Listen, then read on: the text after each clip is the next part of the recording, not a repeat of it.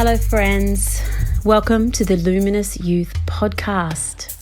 We invite you to journey with us as we question what it is to embody our evolving humanity and to feel embedded within place-based culture in these times of change. How can we restore these ways of deep connection from within our homes and family collectives to create a deeper sense of belonging and ecological intimacy? We look forward to exploring this with you all through the lens of education, human potential, cultural revitalisation and parenting. We are standing upon Bundjalung country and we acknowledge the traditional ancestors of this land and all of the wisdom they carry, as well as the current traditional custodians and those emerging and all we have to learn from them and this beautiful and powerful country we find ourselves in.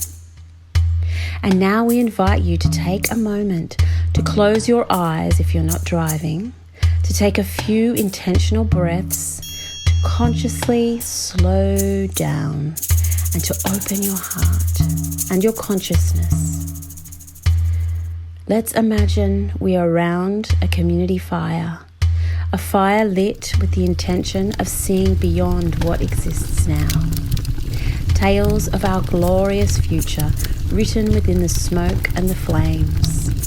A sacred fire, each stick meaningfully placed to assist us in seeing how we can co-create what happens next in the great story of Earth and all her inhabitants. We are met there by those travelling this path alongside us, who have given us their time and their deep ponderings. Around us, there are many unseen beings supporting us in our exploration and heartfelt reweavings of life. We are supported and nourished by earth below, stars above, and all of the nature beings that exist alongside us, living their own lives with their own hopes and dreams. And we ask them to be with us, to help guide us. We invite our well and wise ancestors to the fire, and we are braided together, standing tall, heads held high, deeply in tune with our Creator hearts, weaving a beautiful future for our children and descendants through the power of our loving, strong actions now, together. Molyeo Svensketlo Wala Keno. May we spin this story powerfully into being in my mother tongue, Proto-Celtic.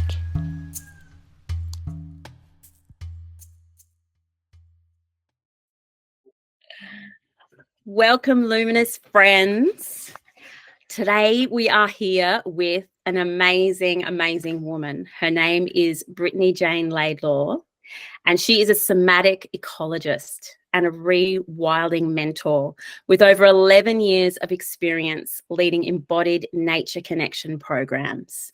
She's currently completing a pioneering and very exciting PhD in ecosomatics, where her research explores ways of relating and restoring living ecologies through the body.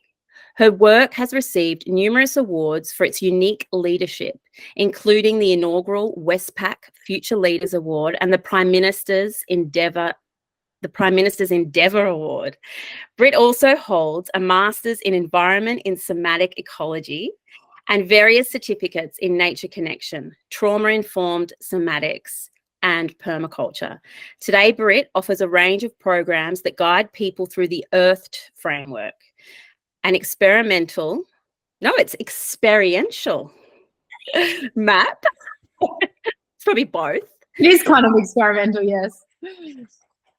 For conversing with the body, soul, and nature based on her PhD research.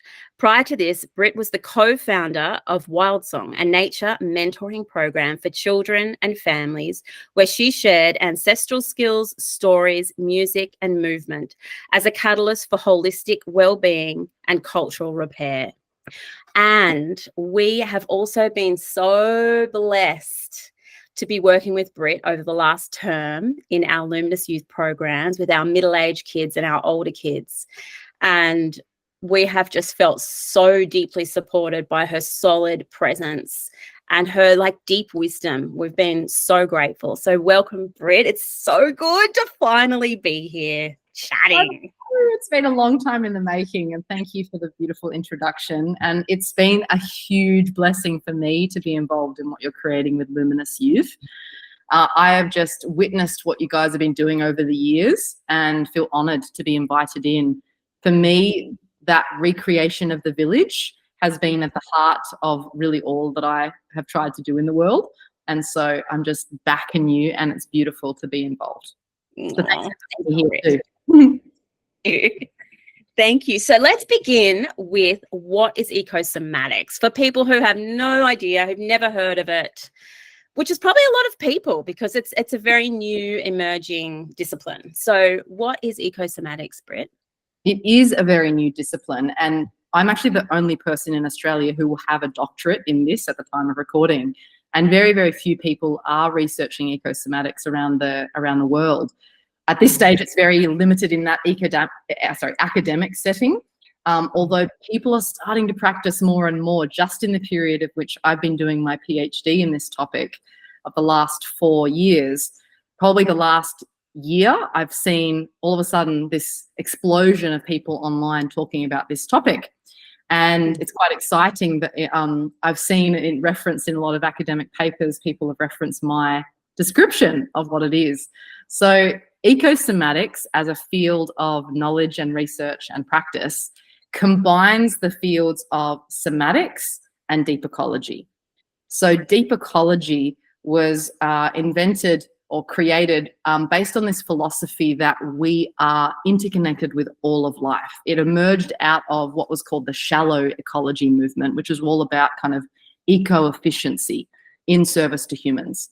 And Arne Nace, I may mispronounce his name, decided to actually bring something forward to the academic space and the practice space that acknowledge actually there's an intrinsic value in the natural world beyond humans' value. And there's actually a consciousness, like an animacy that we can connect in with. You know, the land isn't just a backdrop, it's this living world that we're connected to. And we're part of this wider ecological web. So deep ecology is all about that. And then somatics is a field of knowledge which values the body as a source of knowing, a source of wisdom, and really like an innate intelligence that we all have, which we can orient our lives from. We can use it to guide ourselves. And the most basic example of that is our gut instinct. And so what ecosomatics does is it brings these together and it says, all right, the way in which we understand and really importantly practice our connection, our embodied connection with that web of life, with that conscious animate ecology is through the body. It's through the body. And it's always been through the body. Because if you look back at all earth-centric cultures, which is all of our ancestors, these practices of dance, song, ceremony are everywhere. There's no culture on earth that exists that doesn't have that as kind of a core practice, or that we at least emerged from. And they weren't done for the sake of just our entertainment, although that's one factor, but they were our primary modalities of connection. And what I've really discovered, and something that's been exciting for me in my research recently, is this understanding that through listening to a lot of literature and reading that, a lot of anthropologists and people studying these earth-centric cultures recognize that a lot of these cultures actually understand that humans are separate, which is something that shocked me. And they have this understanding that because of the way that our psyche is set up, because of the way our brain is, because of the capacity of our consciousness, there is a level of separation. We are different, you know, to the tree and to the river. However, we are separate and we're connected. And it's like the paradox of life, right? Is that there's actually these two opposing truths. And I remember Carl Jung saying that's our greatest spiritual gift, is to be able to see and hold the paradox of life. And that's the paradox, is that we're separate and we're connected. And the way in which we remember that connected part is through these practices, through these ecosomatic practices, which provide a medium that we experience that kind of conjunctive union, it's called. which is like that experience of oneness, basically, that experience of oneness, and we kind of pulse in and out. And that's why these cultures that really we look to and like, go, wow, they have such a deep connection with the natural world, they have such a deep sense of village. It's because they had these practices which helped them pulse in and out of that sense of connectedness, that sense of oneness. So you never lost track of it. That's what ecosomatics as a field is. And my research is kind of trying to evolve that to explore something also called mythosomatics, which is a whole nother rabbit hole, but a whole another podcast. But so I'm hearing I'm wondering, like, what I'd love to sort of like segue to with that sort of understanding is it brings us to a sense of oneness and connectedness, also acknowledging that we are separate. And I guess with that separation comes the responsibility to contribute. Yeah. Which maybe we'll visit later on in the conversation. But so also that, I imagine, or I've experienced, affects our health and our well-being in a very real and tangible way, doesn't it? Yes, absolutely. Mental, physical, spiritual health are all deeply affected. So I think the greatest plague, the greatest wound that we have, let's call it, in modern culture is this wound of separation, is that we only know ourselves as separate. We don't know ourselves as also connected. And when we only know ourselves as separate, we miss that experience of belonging, of unconditional belonging. Because when you enter into that state of connection, when you feel that almost like visceral felt sense that you are connected to this wider ecology that is part of you, you're part of a much bigger picture, you feel your belonging. It's not an idea that you like, oh yes, I know everybody belongs. Like, no, you feel it. And so you don't question it. So when we don't experience that, what we have is an epidemic of people who feel like they don't belong. And that, if I've listened to so many stories in terms of people that are struggling with mental health, and it is over and over and over the exact same story. I'm not good enough. I don't belong. I'm the weird one. I'm the reject. Something wrong with me. The something wrong with me is particularly prevalent in women. I work with a lot of women. And so I'm sure this is prevalent elsewhere, but it's a consistent theme of this story of I'm not good enough. And why does that even matter? It's because if I'm not good enough, then no one will love me, then I won't belong, then I'm nothing. There's no relationality, and we know ourselves through relationality. And so that's from a mental health perspective, like at the heart of it. And then from a physical perspective, our entire body was co-evolved alongside the natural world. Like, again, we're not separate from it. And so, you know, I remember reading this incredible study to fact our eyes co-evolved with snakes. The capacity of our eyes to move so quickly as they do actually is a product of our evolution alongside snakes. So, wow. Yeah. I didn't know. That's And there's so many examples of that, like the way our mitochondria, our cells, and what actually supports our cells to generate energy, which is like our life force, that we need to be exposed to the sun and to the natural light to do that. And so every physical system in our body is responding to the natural world, is influenced by the natural world. Everything from what the kind of water we're drinking, if we're exposed to sunlight, also if we what kind of textures of the ground are we walking on will influence the way that our nerves develop. So at a physical sense of well-being, our exposure to the natural world is absolutely critical for all of our bodily systems to develop in a healthy, balanced way. There's like no science that is saying that isn't the case.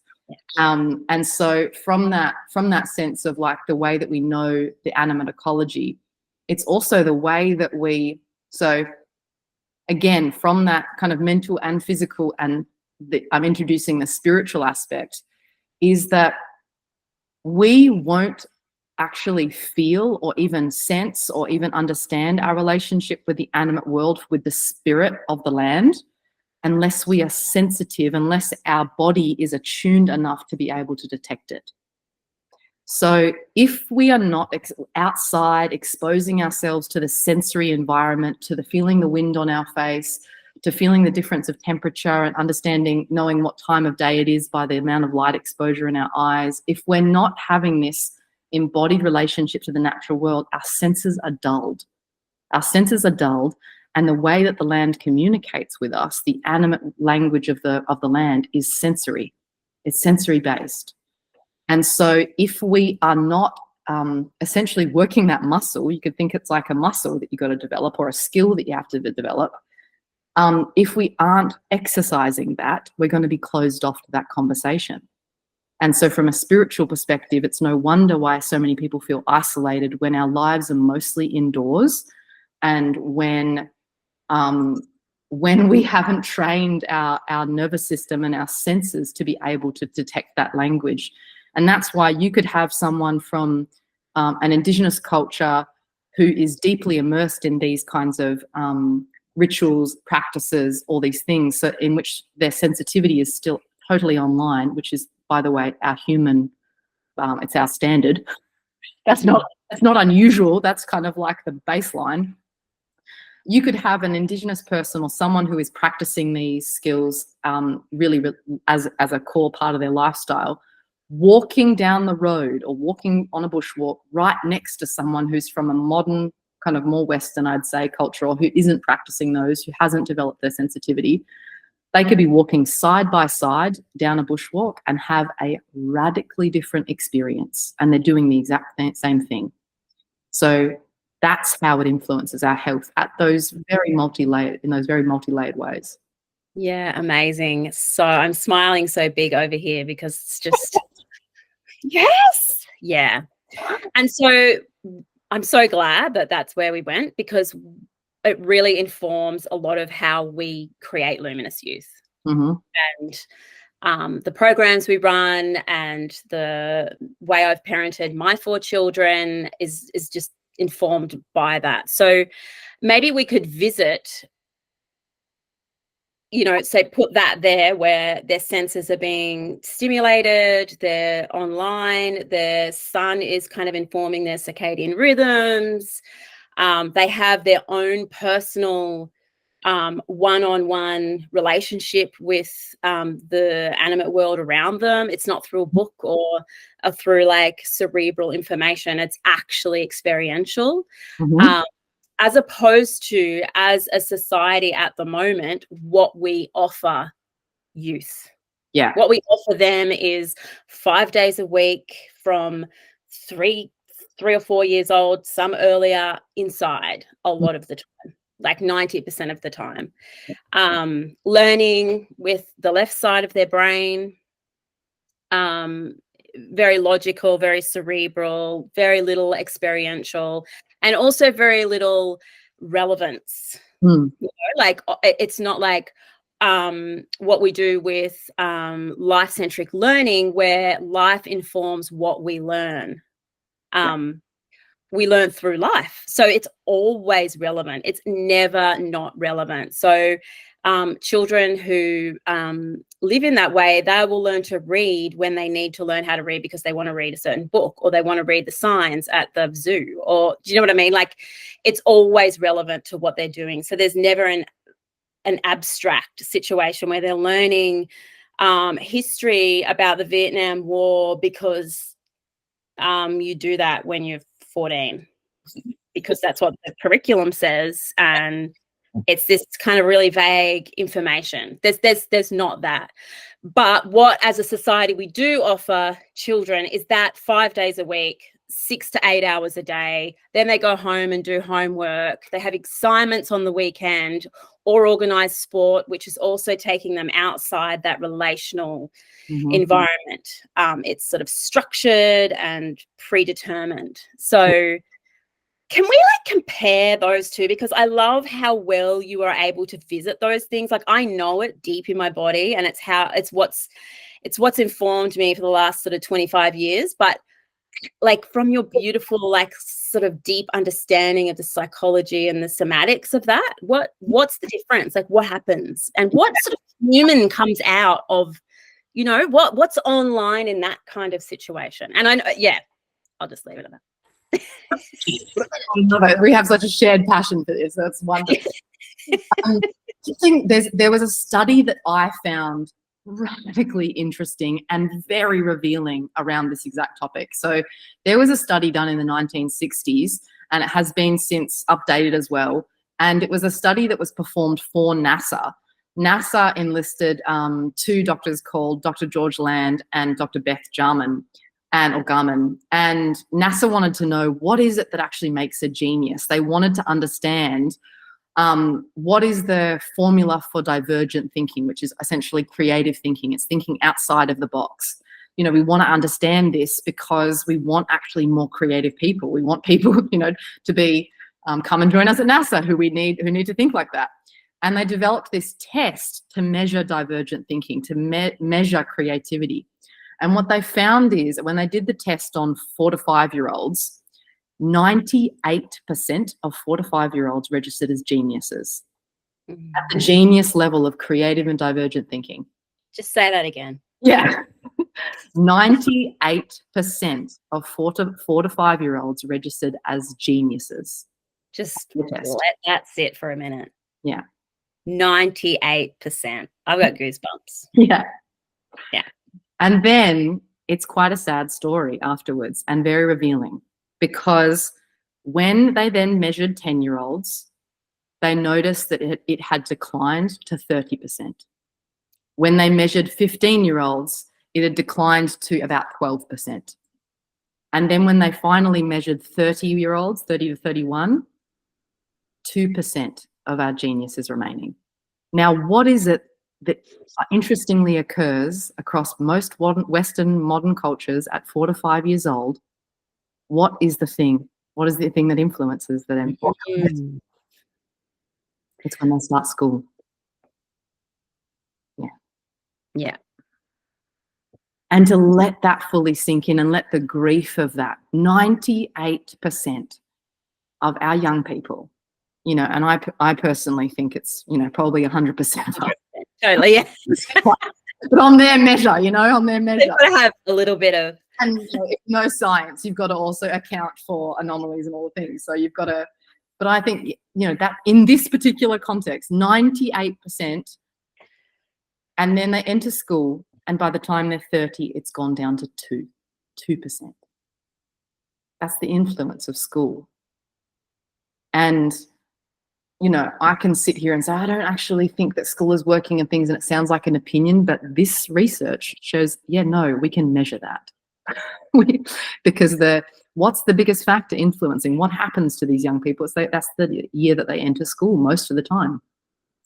And obviously, I want to be nuanced and say that there are other influences potentially to that, but that was hugely revealing to me and really shocking, and it stirred a lot of grief of just like, whoa, what have we done? And the thing that I want to say is that what we know about traditional schooling, well, that takes into account mainly traditional schooling, where putting young people in a room, in a kind of box space where they aren't exposed to the natural elements. They are forced to learn things that aren't relevant to them, that aren't relevant to their local ecology, to their real life experiences. And they are praised for convergent thinking, which is for thinking like everybody else. And not only are they praised, but they are assessed on being like everybody else. They are marked. And if you fall outside of the mark, then you are in a way shamed. It's like you didn't meet the standard and you're not perfect. And so when we think about this epidemic of like perfectionism, people terrified, I'd love to chat with you maybe later about this idea of like terror of making mistakes, but that's where it comes from, is we're constantly assessed instead of learning by what's relevant to us. So that's one kind of model. Whereas if we allowed children to experience life learning, which if we look back again at all our ancestors and all the cultures that many still practice this, where A lot of the learning is done outdoors. There's still obviously some maybe indoors, but it's life-based learning. And what that's doing from getting them outdoors, obviously we get all those health benefits of their bodies are starting to attune with the natural world, and specifically our movement. So this is a big thing in ecosomatics. Our movements, the way that we move our body, shapes who we are. It shapes how we see the world. It shapes our worldview. It shapes our psyche. How we move completely shapes our identity. And at a most basic level, I'm going to give the example of a surfer. Is that if once you get on a surfboard, you can't just like say, oh, I know how to surf and think that you know how to surf and then identify as a surfer. It's through the movement of actually getting on a surfboard and paddling out and surfing waves and falling in love with the ocean and falling in love with the culture. And that shapes your body to literally physically look like a surfer. You've got the tan skin or whatever you've got, you know. I'm speaking stereotypically here. But your body, your physicality actually is shaped by the movements that you make. And the physicality that comes out of that influences your identity. I'll give another example of a bodybuilder. If you're in the gym lifting weights, and then suddenly you start building this muscle, your physicality is going to influence who you think you are. Oh, I'm a muscly person. And then, oh, that means this about me. That means that I can do this in my life. That means I have this capacity. That means I'm more attractive, whatever. It influences the entire way that we see ourselves and the world. It's shaped by the movements that we make. So if we aren't allowing children to move by putting them in a chair and making them do stuff that they are not interested in, if we're doing that, what we're training their movements to be is rigid, contained, unable to be expressed, and that's going to influence their entire worldview. It's going to influence their entire sense of self. And I know this at a very practical level because I work with hundreds of women who are like, I feel like I can't express myself. I feel like there's this kind of wild part of me that feels like caged inside of this body and I don't know how to get it out. I feel so much shame in expressing it. I feel incredibly rigid. I feel like my life force is dead inside. And again, I can't speak for everyone, but I can speak from women who are the byproduct of that, of having to sit down and just contain themselves and stay in that form, be convergent, and so that has that kind of movement or lack of movement has influenced their worldview, and as that includes their view of themselves. So that's one aspect. Yeah. The other thing that I will say that I'm a big passion for life-based learning, and that includes being outdoors and things, is I personally, at a spiritual level, believe that we are here as souls. Like we have a soul, and that soul came down to earth to incarnate in this body, in this life, to have experiences and to learn. We're not here just to be cogs in a wheel and do the little hamster thing and get the success and then die. It's like, I personally, I respect anybody else's spiritual beliefs, but I don't believe that's it. I believe that we're actually far bigger, like it's a far bigger picture that we're actually participating in. And I believe that as that soul, we come down here, we incarnate, and we have experiences in our lives that give us these profound soul lessons that support us to evolve, that support us to expand.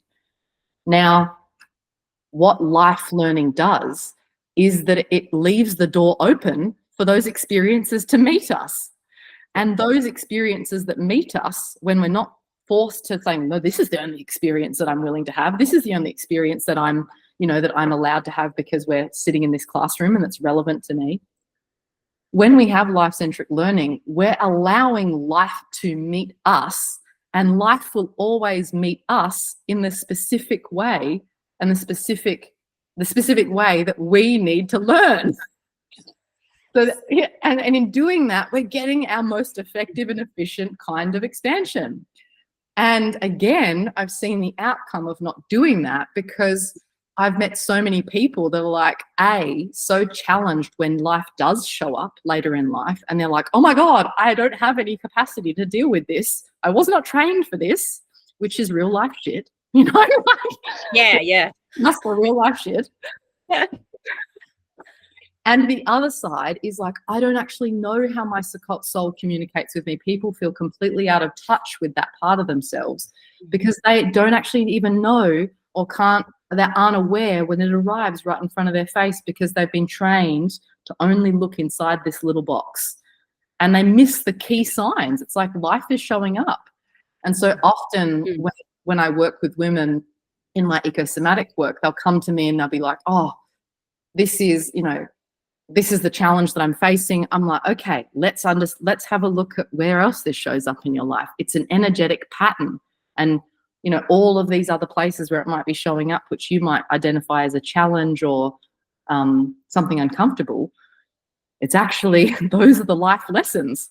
That's life-centric learning. Life is revealing to you over and over, there's a pattern here, and this is the opportunity for you to be educated in a way that's actually relevant to you and your soul's development.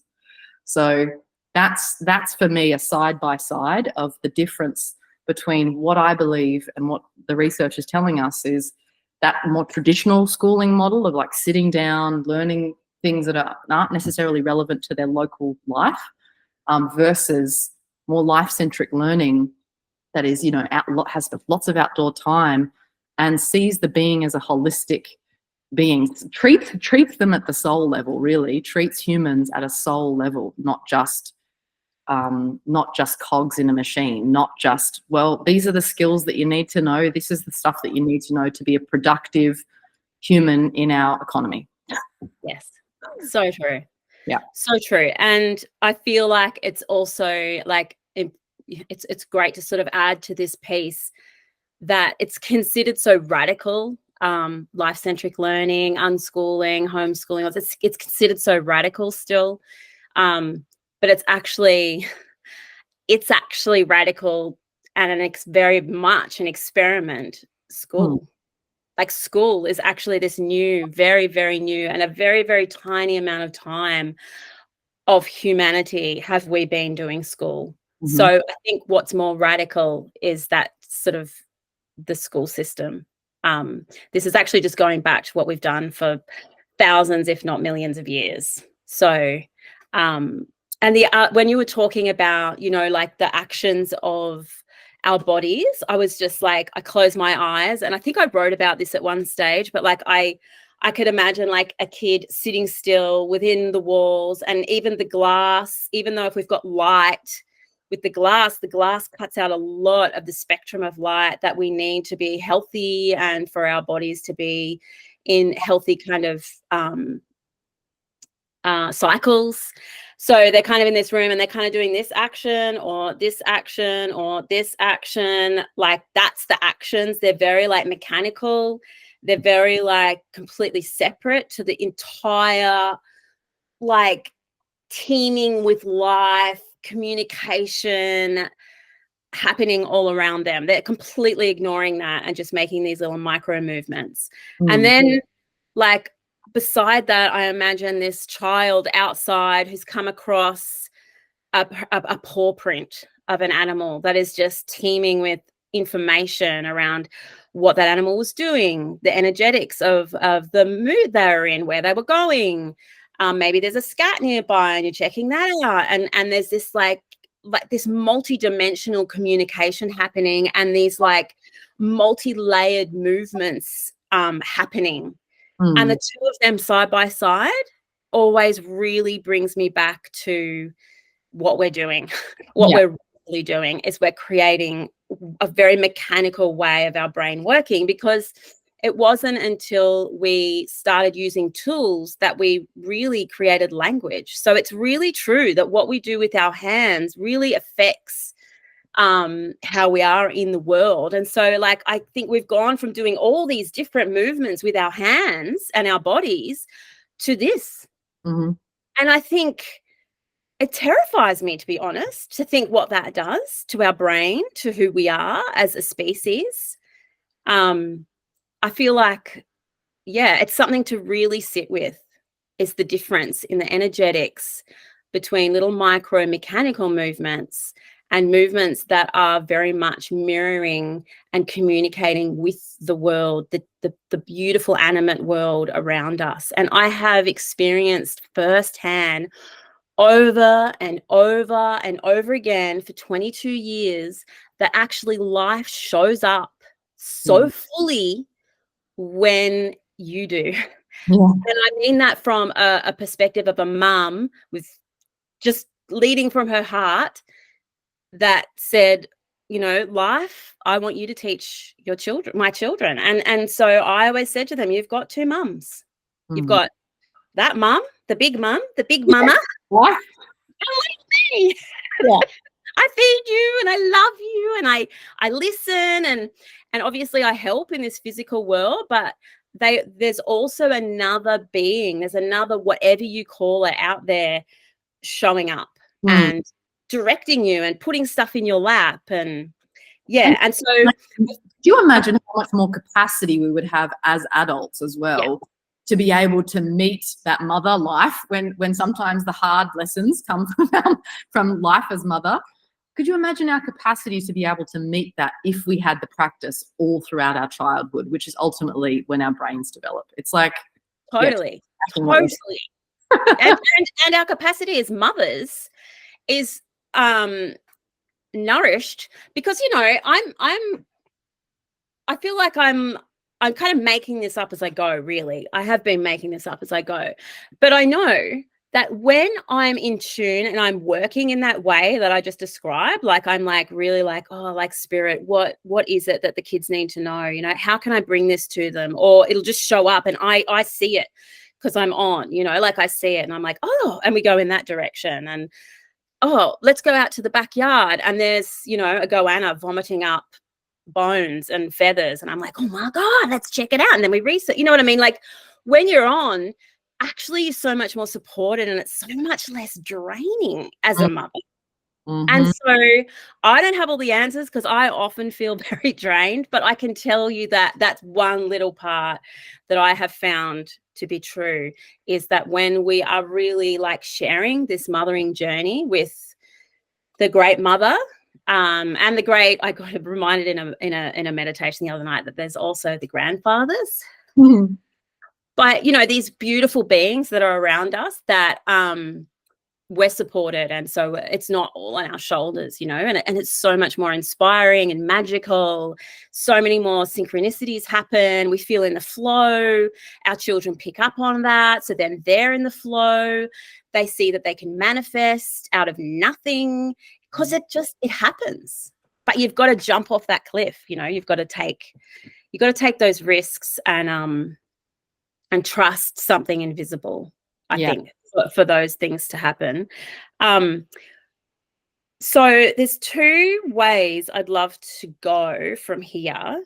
I guess, if possible, I'd love to reflect something that was just stirred by. I've written them down so they won't disappear out of my brain.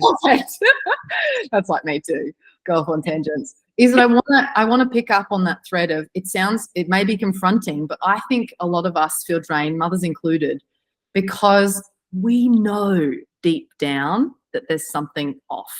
Like that whole, like being, you know, this structure, the way that we do schooling, certain things. And I think that's also something is like that being drained is actually trying to tell us something. It's like when we're in alignment, we can be tired, but we feel that energetic life force behind us, like you're supported. And so I think that sense of like, oh my God, the narrative of, of course, like motherhood has its challenges, it's life meeting you, it's all those things. But I personally think that like additional, oh my God, this is terrible, I have to, it's like, oh, we actually know that's actually our bodies trying to tell us that something's out of alignment here. And I think that's across the board. It's not just that topic. The other thing that I wanted to say is I personally think that I hope it's quicker than I think it will be, but I imagine we'll look back sometime in the future and it'll be like looking back on when we used to let pregnant women smoke and it'd be like, oh, that's totally fine. And now we're like, wow, that was really ridiculous. Like, what were we thinking? And same thing with like when it was totally fine to just like put a child in a bed and let them scream the whole night away and be like, no, we're training them to settle themselves. And now all the science has told us, no, actually they need the nurturance, they need connection. That's actually not beneficial. And the reason why they go to sleep so quickly after that is because they completely disassociate. And so we know that. And this is the evolution of things that we started to study. And so I think we're going to look back on this experience of our schooling and the way that we do that and look back and be like, whoa, what were we thinking? That was a bit crazy. And we'll come back to some of these, those ancient threads that you talked about, because what I think we'll learn and we'll realize is there's a very, very big difference between intellect and intelligence. Very big difference between intellect and intelligence. Intellect is very mind-centric or egocentric, and it perpetuates that narrative that we are separate and not connected. And so if we have an education that doesn't really feed and nourish our whole selves, and we're sat down and we're forced to learn all that stuff, it's feeding our intellect. And what it's telling us is you are your intellect, you are your mind. You are assessed by your mind, and it has us overly identify with that part of ourselves. And again, I've worked with so many people that are like, I just feel so stuck in my head, I can't get out of my head. And it's like, well, that's because you were absolutely trained to be there. In fact, you were assessed on your capacity to be there and how well it performed. Whereas in intelligence arises through following our curiosity. Intelligence arises through allowing ourselves to learn and develop those embodied experiences through following what's of interest to us. And ironically, intelligence doesn't develop as a one-way street, it branches. It's like when we develop an embodied experience of something, we start seeing the relationship threads that it has to everything else. And so the goanna vomiting is like, yeah, interests you in the goanna, but it's also like, what animal was it eating? And then where is that animal where is that from? Let's follow the track. And all the way that the intelligence develops is as like a branch of knowledge instead of this one track, this one thing I have to know, that has us so centered on one outcome, which is, how well does our mind perform? How intellectual can we be? Yeah, absolutely. And there's actually a really amazing body of work which you probably have read from Ian McGilchrist. Oh yes, the left brain, right brain. Like really intense his reading, but like there's this like movie that someone made that's like maybe an hour and a half long, and it kind of encapsulates the left brain, right brain. I feel like it's a really good layman's way of understanding intellect and intelligence. They obviously call it something different, but for me, when I watched it, I was like, that's really clever. Like that's just a way of simply describing if we go too far down the intellect, what it does and what it's done throughout history. It's he's kind of placed it through historical events, and it's really fascinating. But shame mind or ego either. That's like the intellect. The intellect isn't bad either. It's also chuck the intellect out, chuck the mind out. It's bringing it back to that exact thing that we spoke about at the beginning, is being able to hold both. Yes. Like our capacity for us to be mind and body, and for us to be separate and connected. Yeah, and like masculine, feminine, yin, yang. Like it's the balance really that we're trying, not so far in this direction that the other side is suffering. Yeah. So there's two things I just want to, like, because I'm aware of the time. There's 50 things, but okay, so one thread is that when we start walking down this path as parents or even carers or educators, like I work with parents, I work with teachers, and everything in between that. And one thing that I see is when you start walking down this path, and I experience this myself, there's grief. So there's quite a gut-wrenching grief of, like, it touches on what you said of this knowing that things aren't right. And then when you start sort of really walking down that path, realizing just how not right it is, and the overwhelming sensation of that, and then the grief for maybe your inner child, or what for me, it like the journey really started after I'd had my first child, and he was sort of 1, and so like the grief that came up for me in that little starting period was like, what have I done? Like, what have I done to my baby who I love more than anything else in the world? And so I wonder if you've got any kind of, obviously that is big, like it's quite hard to be with, but I do feel like it's so common that it would be worth touching on. How would you speak to that in this setting? Obviously, this isn't like a setting where you'd go deeply into that, but how would you speak to that in this kind of podcast setting, this conversational setting, of how we as parents, as carers, as teachers who've dedicated their whole life to this way of being, and then go, oh, that's why it felt off. Or like, now I have to sit with my own childhood, with the last 20 years of my career, and how, like, just that initial, like, oh, like how would you speak to that? How can we be with being courageous enough to change and listen to that? This is off. How can we be with the uncomfortable feelings that come up with alongside the hope and the excitement?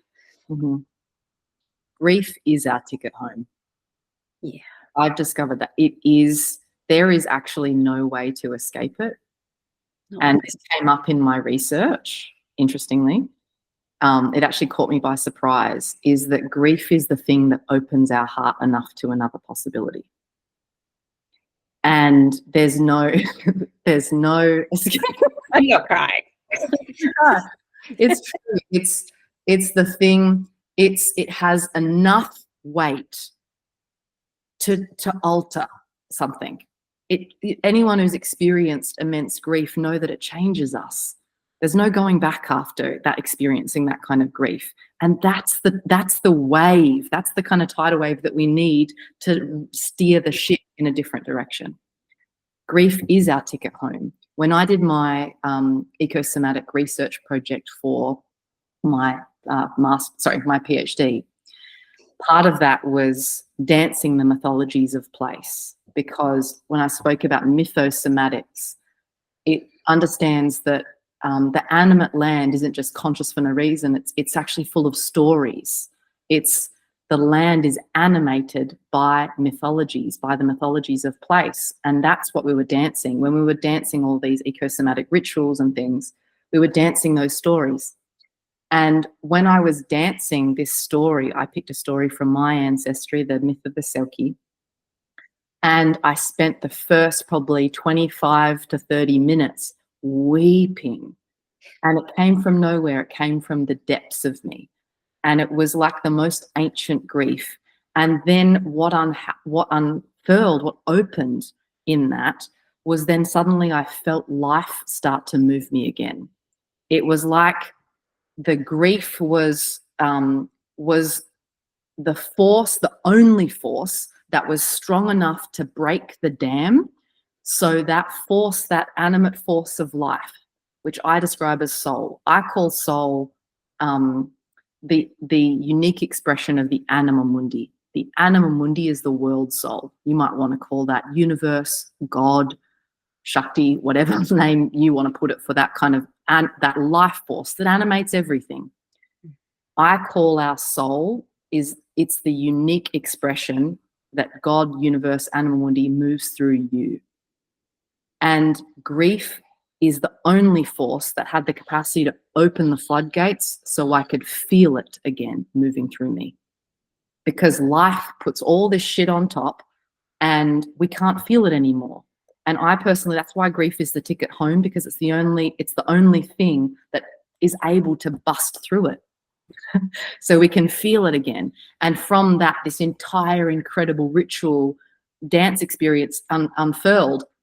And I wasn't leading that from my mind. My mind was like not even present. I was completely moving from my body. I was guided intuitively. I was having this conversation with these animate beings. I was like, whoa, like my eyesight even changed at one point. It was incredible, and was having this participatory process with these birds and this might sound a bit far out, but this is one of my teachers, Josh Stry, from the Emerald podcast.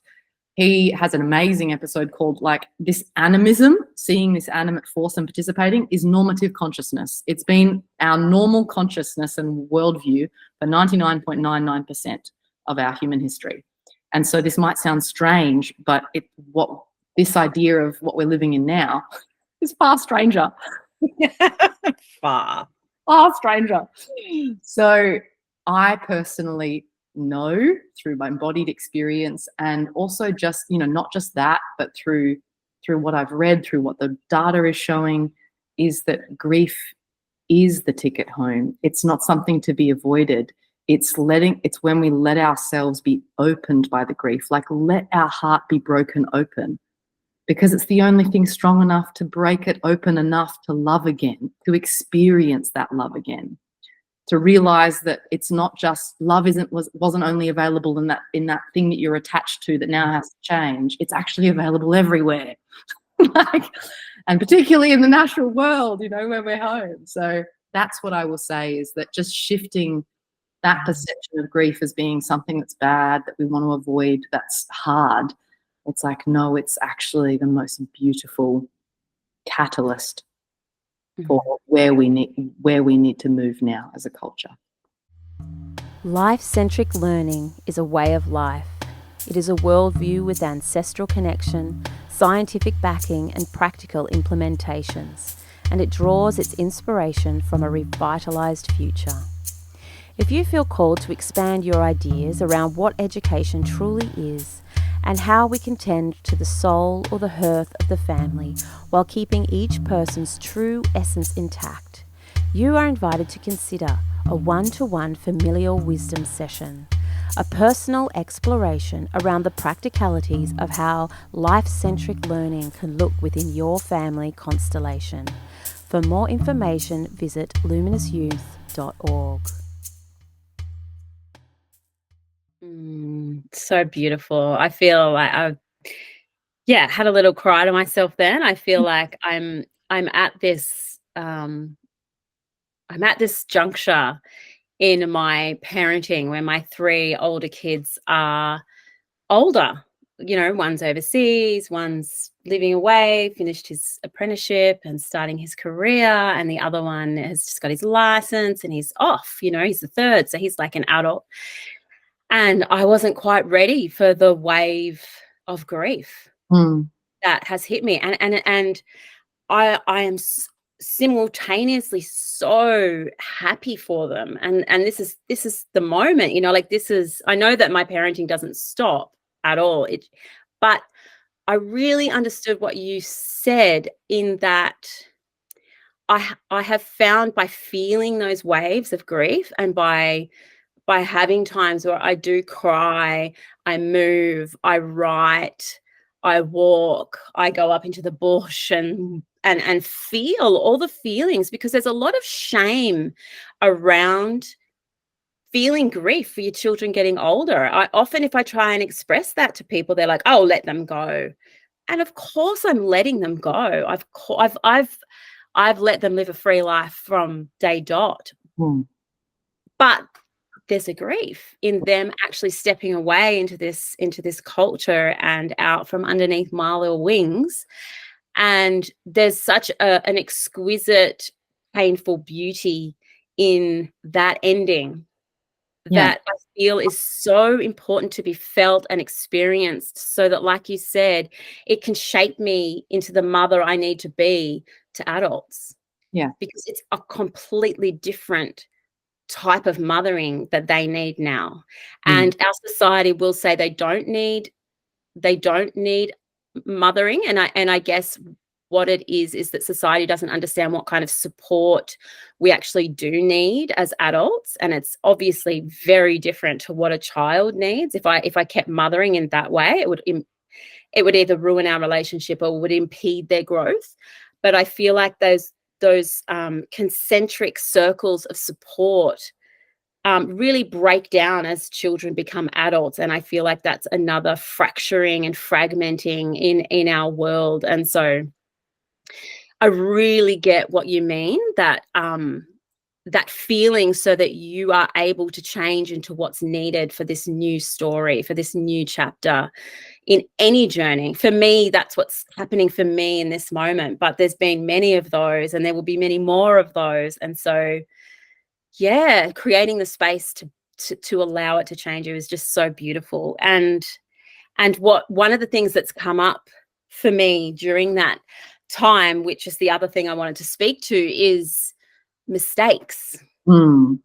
You know, I love our conversations around mistakes, because I feel like they are, they're just such valuable learning. Like, there's so, I don't know, for me, I look at when someone makes a mistake, and there's such a beauty in it. There's such a vulnerability in it. And if we could be held in that vulnerability of our mistakes, there's immense learning in that vulnerable, soft, open, like kind of uncomfortable feeling that comes up when we have made a mistake. And so I notice in the schooling system and in the parenting, the mainstream parenting ways, it's like, how do we avoid mistakes? Mistakes must be avoided at all costs. And if they happen, don't talk about it. Yeah. Like, let's just brush it over. And maybe, like, you know, in adult world, there's like this whole cancel culture. In school, it's like, well, you got a D, you better improve. There's not like, wow, it seems like you're not understanding this, or maybe you're not enjoying this. How can we work together? Do you even want to be doing this? Do you know what I mean? Like, in adult world, someone makes a mistake and they're cast out of the thing with no hands of support and guidance, and it's just so dysfunctional in a moment where there could be so much functionality, there could be so much learning and deep connection, and even tighter bonds woven through repair. And I know that we kind of love chatting about, I'd love you to bring your, you know, eco-somatic, your experiential words to this topic. Yeah, perfect.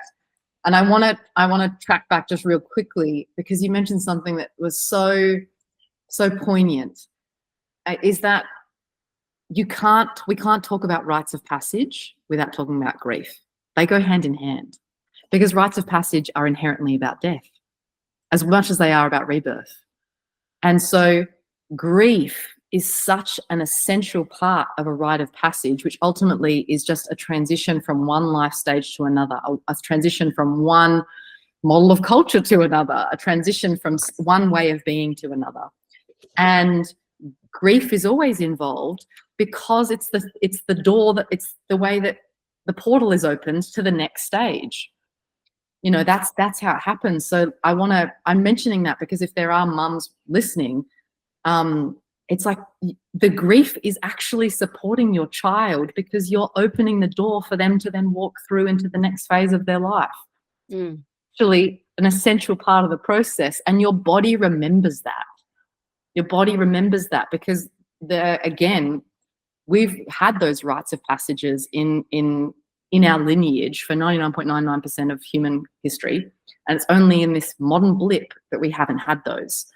And they're still occurring, and your body actually knows that they're still occurring. It's a whole nother tangent. That's why I think a lot of young teenagers feel so drawn to risky behavior and things that will threaten their life, because they're wanting to die. The child expression of themselves is wanting to die, and they want to transition into this more adult part of themselves. And so they're wanting to kill off that part. That's why I think a lot of young people have suicidal ideation. So I wanted to just tap back into that bit real quickly, is that the grief is actually like it's the boat that we jump into to travel there. Now, mistakes. Oh my goodness, we could talk at length about this. I think mistakes are a critical part, are a rite of passage in themselves. Mistakes are a rite of passage, because what also a rite of passage is about, they're about maturity. They're our maturing process as individuals. As we, fumble our way through life, my partner calls it the evolutionary fumble. which I love his expression when we bump into stuff and when we argue and we're like, oh, that was a bit silly. And he's like, oh, it's just the evolutionary fumble, babe. And mistakes are like that. They're our evolutionary fumble. And they are our rite of passage that supports us to mature. Any culture that doesn't have a level of acceptance for the fact that humans literally learn through mistake making, through fumbling, will remain immature forever. I wrote a piece about this once, of like that our level of maturity can be gauged with our level of acceptance for mistake making, for be able to, because it's ultimately a reflection of, can we hold all parts of ourselves? And when we hold all parts of ourselves, that's what it means to be an integrated human. What it means, if you're an integrated human, we would say that's a mature human. And so when we make a mistake, what it does is it provides the very unique opportunity to actually learn what it is to take responsibility. I'm not saying that, oh, you just get off for your mistakes.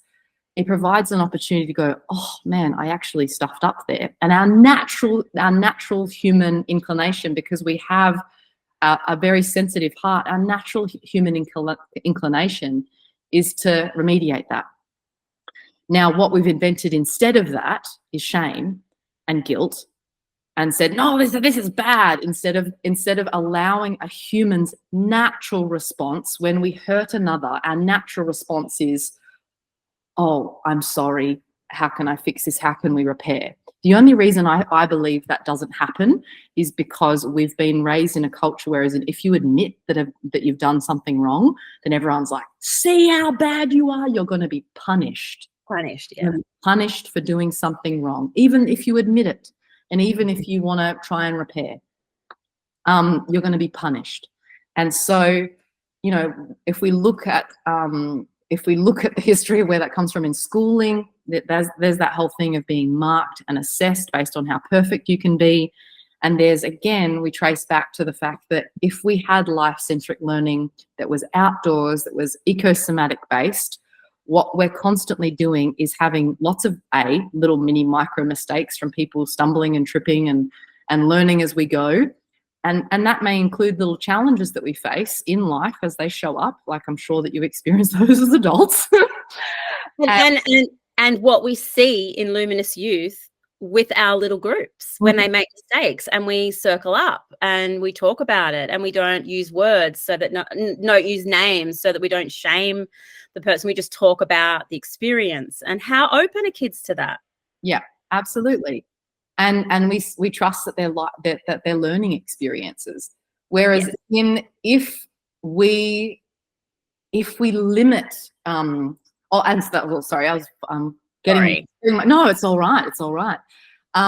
What that allows us to do is it allows us to meet all parts of ourselves, because we often mirror our environment. So whatever we're in environment, as much as our movement shapes who we are, our environment shapes who we are. And so we are mirroring creatures. If you look to all traditional dances, most of them are movements that mirror animals, and that mirroring is a product of the way our brains are shaped. We have something called mirror neurons, which actually inform how our brains are shaped, how our bodies are shaped, how our worldviews are shaped. When we mirror the movements of our parents, that's how we learn how to talk and walk and things. So we're doing that mirroring at an ecological level. So when those ancient cultures were embodying the landscape through their movements, they were developing a deep sense of connectivity. And they were also, in that process, mirroring the diversity of self. They were meeting all different parts of the ecology, and that allowed them, that had the capacity, developed the capacity to be with and hold all parts of themselves. And so you meet the part of you when you're doing like outdoor ecosomatic life learning. You're meeting the part of you that wants to perform in front of others and jump off the ledge. And then you're also meeting the parts that's a bit shy and a bit like, oh my God, I hurt myself and now I actually have a lot of emotion to express. Or you're meeting all these aspects of yourself so you can hold the fact that you're not just one singular identity. You are a range. You're an ecology in itself. Whereas what that more traditional schooling model does is it says, this is the only way that you can be. This is the only thing that is accepted, way of being, part of you that is accepted. And it breeds this sense of, if I'm anything but that, then I'm not perfect. And what we have when people have a wound around having to be perfect, around not all parts of them being accepted, then that's where we see cancel culture. Because if somebody has a wound around having to be perfect, they're going to project that on someone else. And it's like, well, if all parts of me aren't welcome, then all parts of you sure as hell ain't welcome. And I can't be with that because I can't be with it in myself because it got shamed and punished in myself. So, you know, it's the roots are really interesting of how they lead back to the way that we spend our childhood, how we were enabled to be this ecological being that we are, versus this very rigid, controlled, tame version of ourselves, which is actually contributing to a lot of social dysfunction. So, that's what I wanted to say about mistakes. It may sound simple, but it's actually far bigger than we think. Because again, when we're treated as that ecological being, that's when we're able to integrate. We're integrated humans when we can hold space for all parts of ourselves.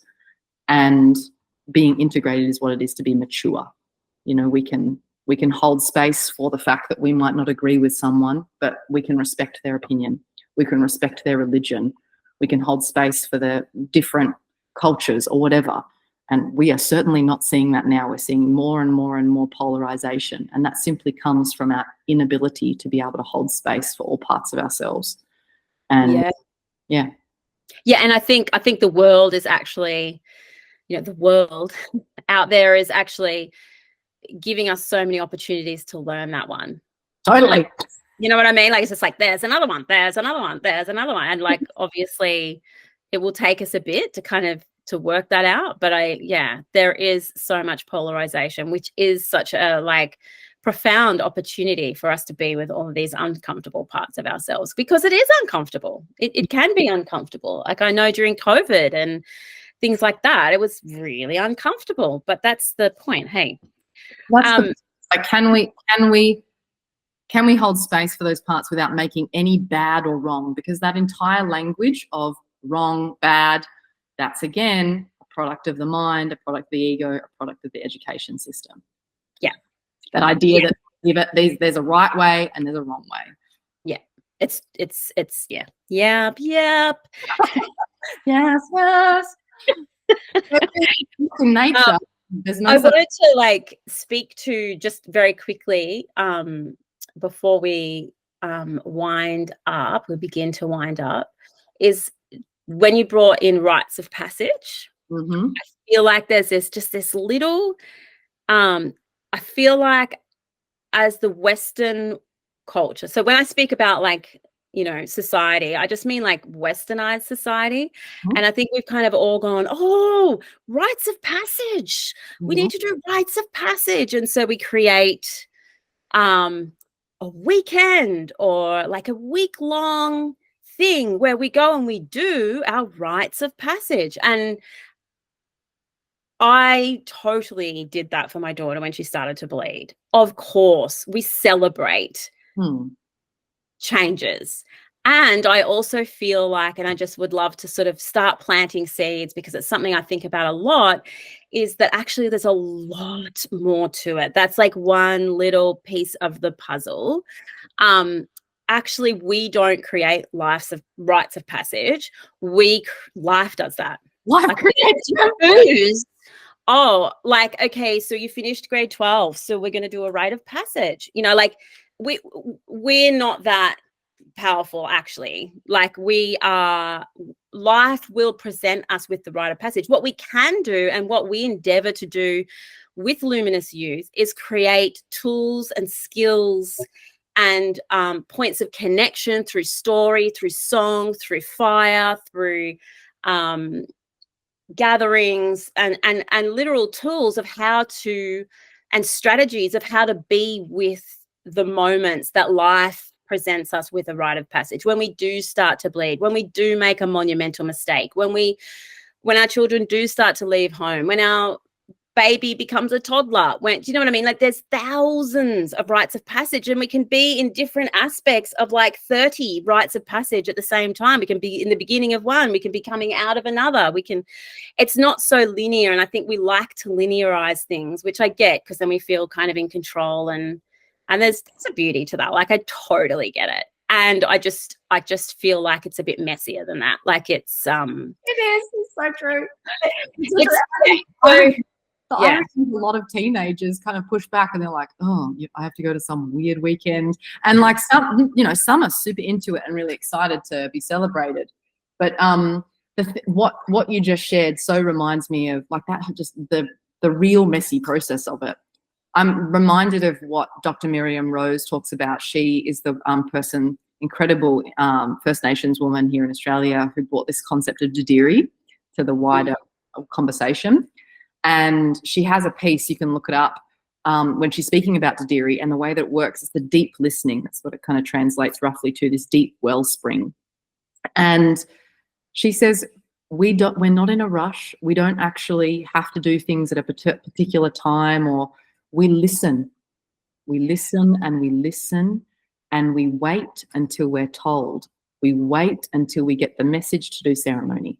We wait until we get the message to move on.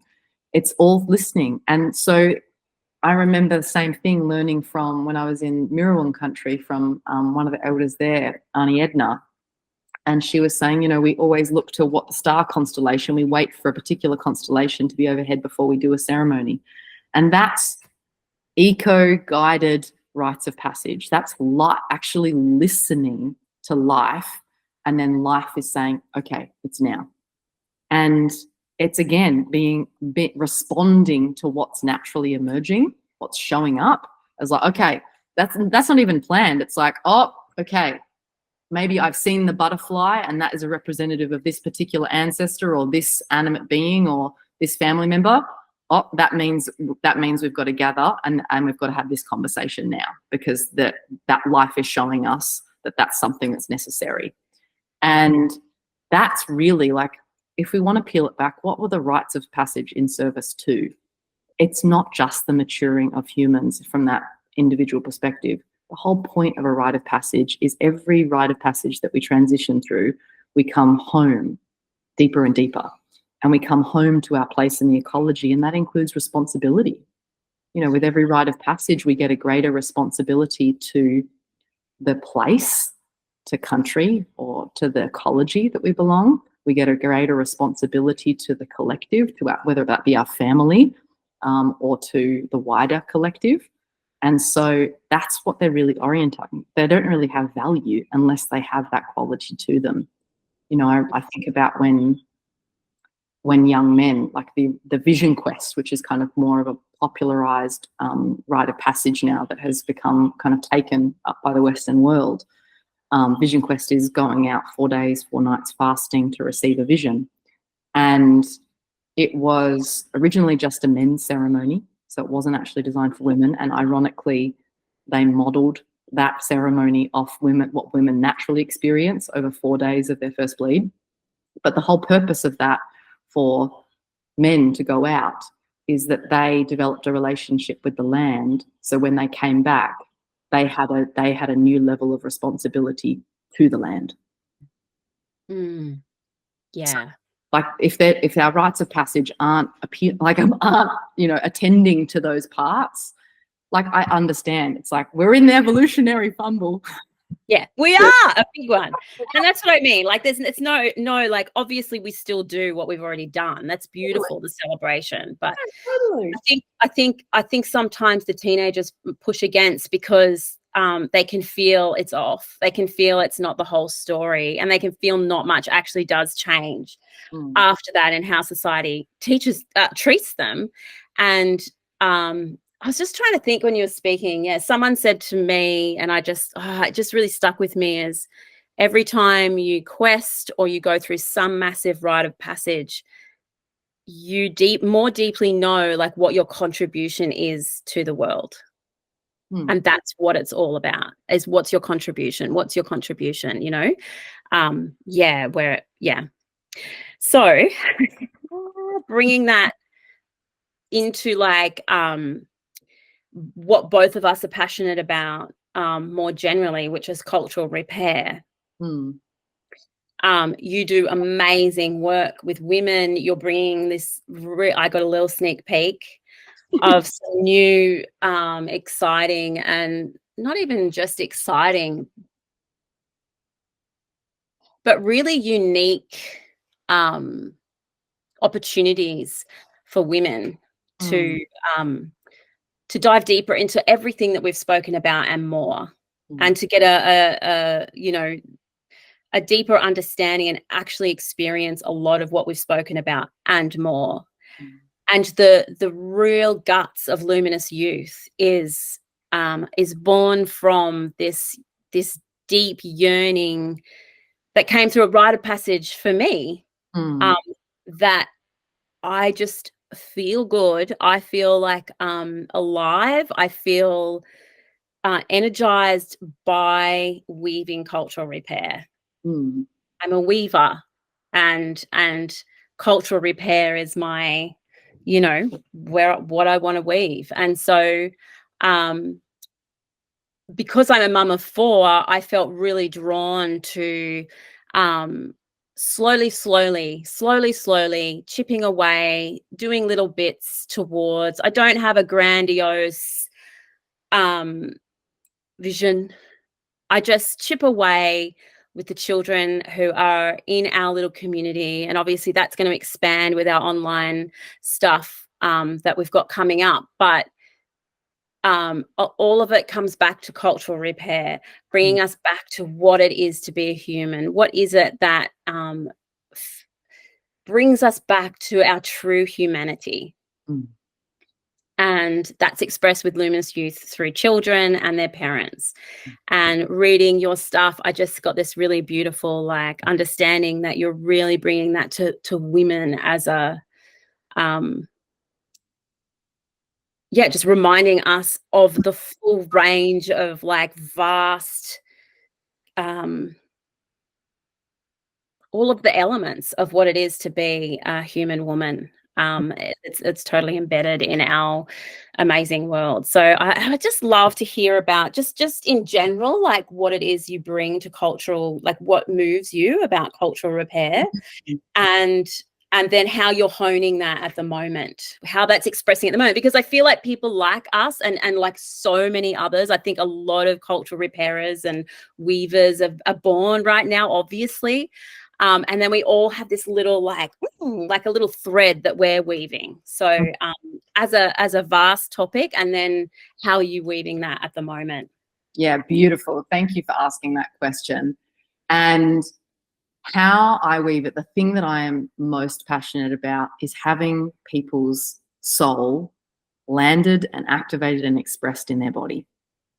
And what that looks like, when you said those rites of passage, you went through them and they bring forward more clarity around our contribution to the world.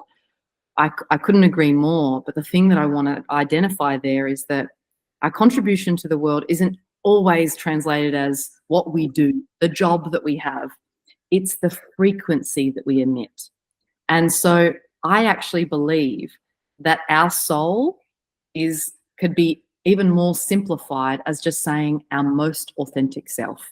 Because when we're our most authentic self, when we remove all the layers of the stuff that's been on top, the conditioning, the programming, the making small, all the things that we chatted about, all of the taming of self, when we peel back all of those layers, layer by layer, over time, chipping away, like you said, and we come back to that core essence of who we are, which is our most authentic self. It's who we were born as, ironically.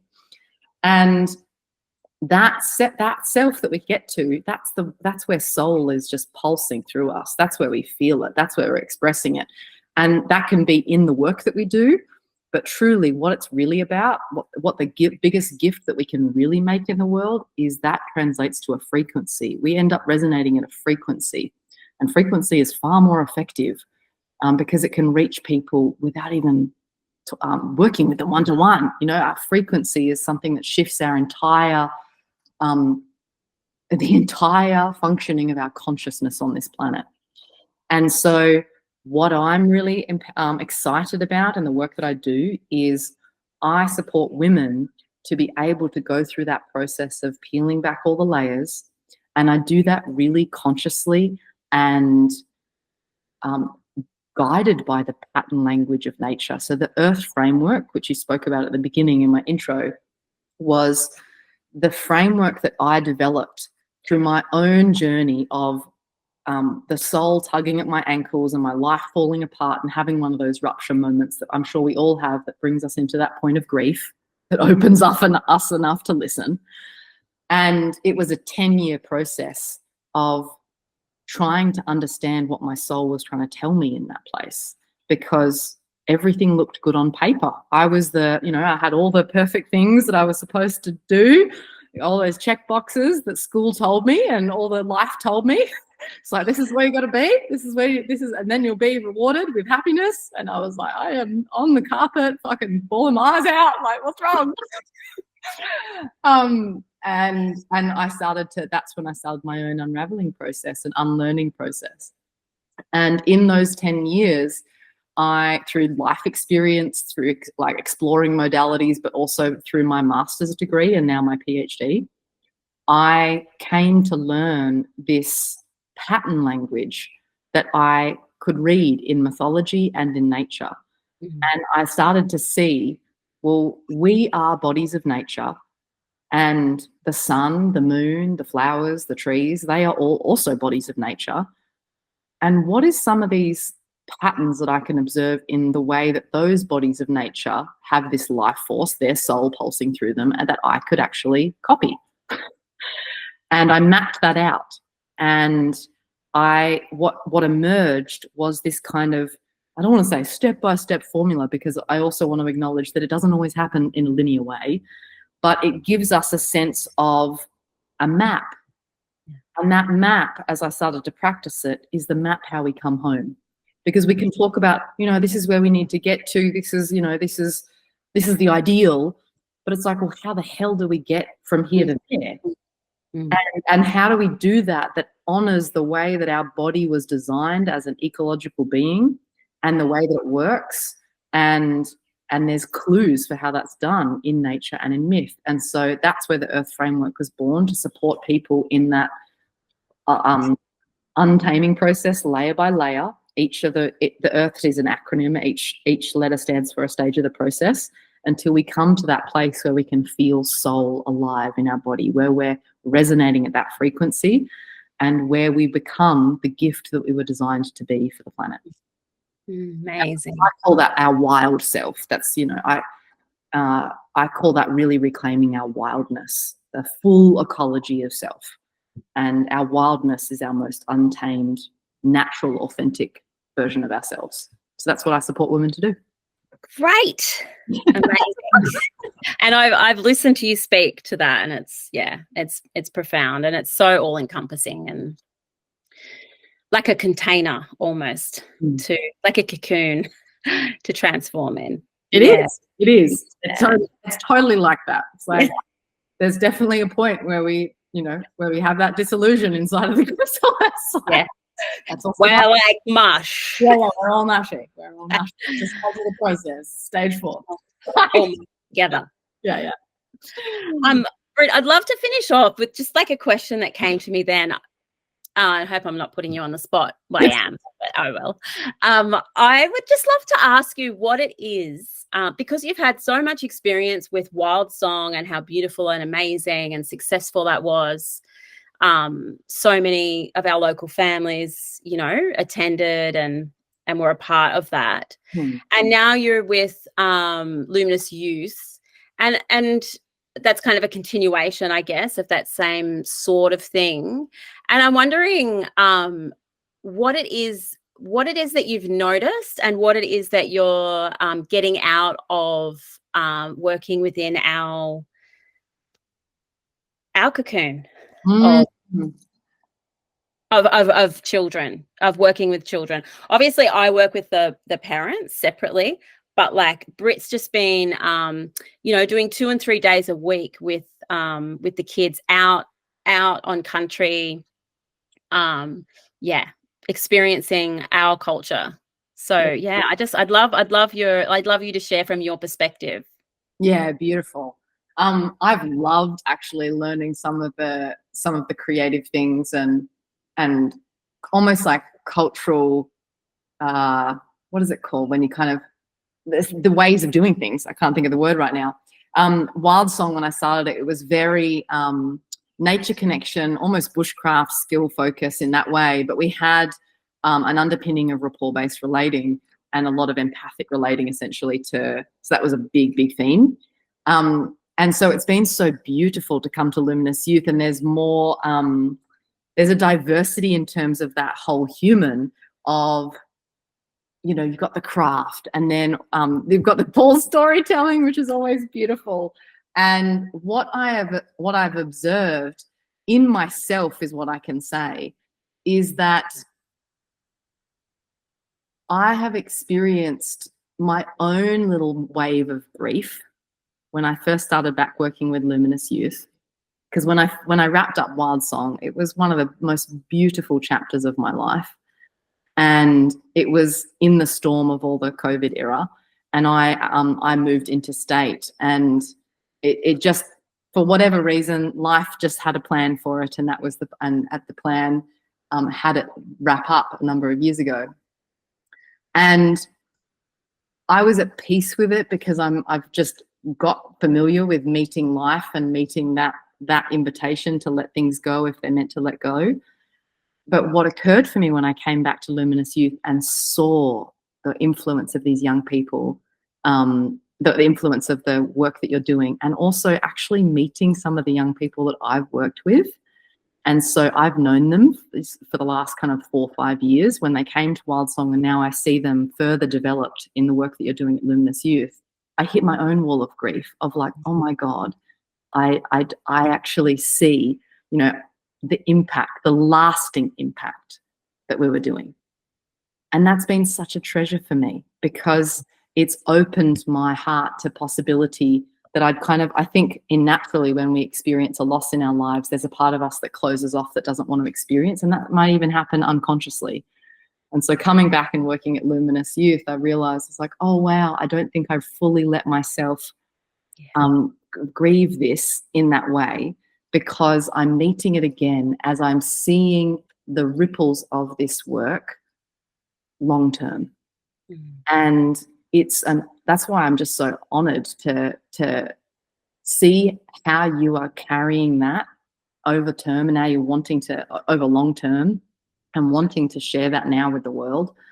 Is like, I couldn't be more supportive of that. It's just beautiful. And it's like reminded me of like, wow, this is so powerful.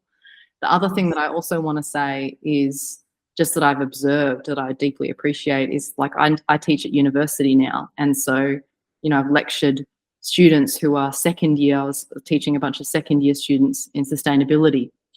And, I would pose a question to this class full of 20-year-olds, like 18 to 30-year-olds often. And they'd look back at me like a deer in the headlights, and really challenged by me asking a question and wanting to engage and wanting to get them to go outside to reflect on something and then come back and talk about it. And I was really shocked actually with the lack of capacity of people to do that.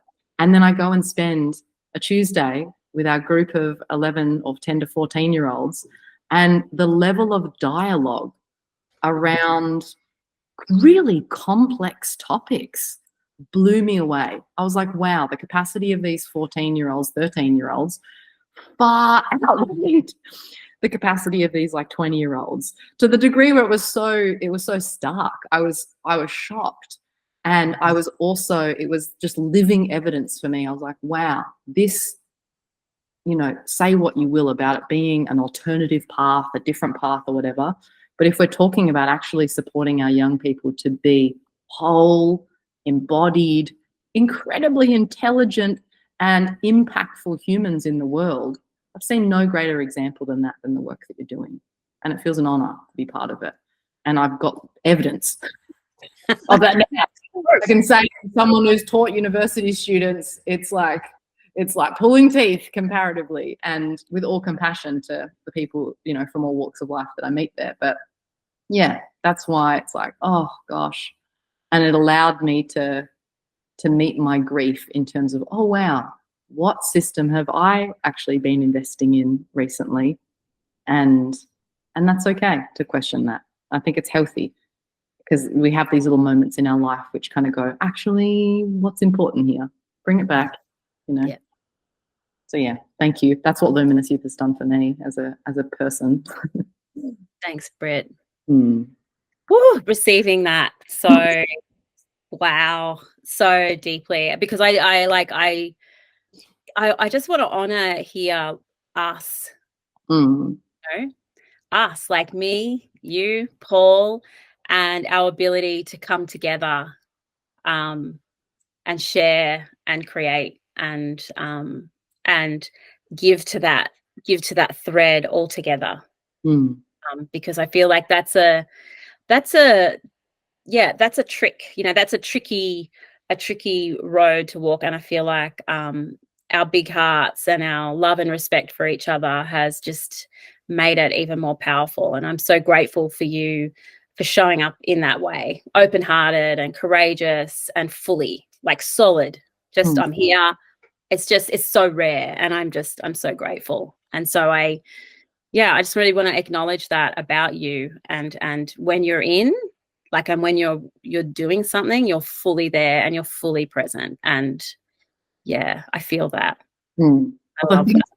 I think it's probably also my passion for just spiritual development, because there ain't no more spiritual personal development than working with young people. And I mean that in the best way. It's like they will reveal to us all of this other conditioning, all these spots that we weren't allowed to be expressed, that we, you know, had to shut down or whatever. And they're our greatest healers in that way, because they reveal to us what it actually means to be human. And that's totally true. Like, I'll happily tell a story to women, yeah. but I am so terrified to tell a story to kids. Because they're going to tell me the truth. Yeah, exactly. They're just honest. Yeah.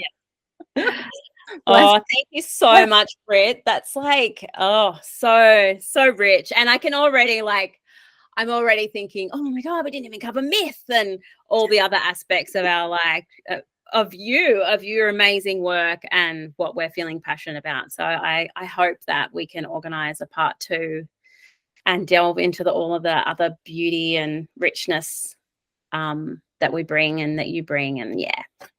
Thank you so much, Britt. Thank you so much. And I will obviously add links and all the things underneath. What's the just if people who are more audio, what's the website that they can get in touch with your latest work? Yeah. Obviously Instagram and Facebook and all of that.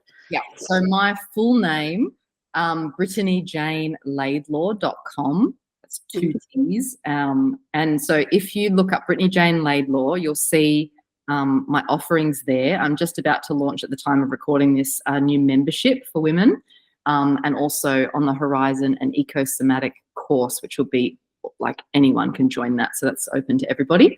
And then more things on the horizon post PhD. I'm in the last chapter of my PhD. So just chipping away. Like you said, we just chip away at these things. All the chippers we are. Yeah. But they're the things that if people want to connect, that's a beautiful way to connect, is a website, and you'll see those ways to engage at the minute.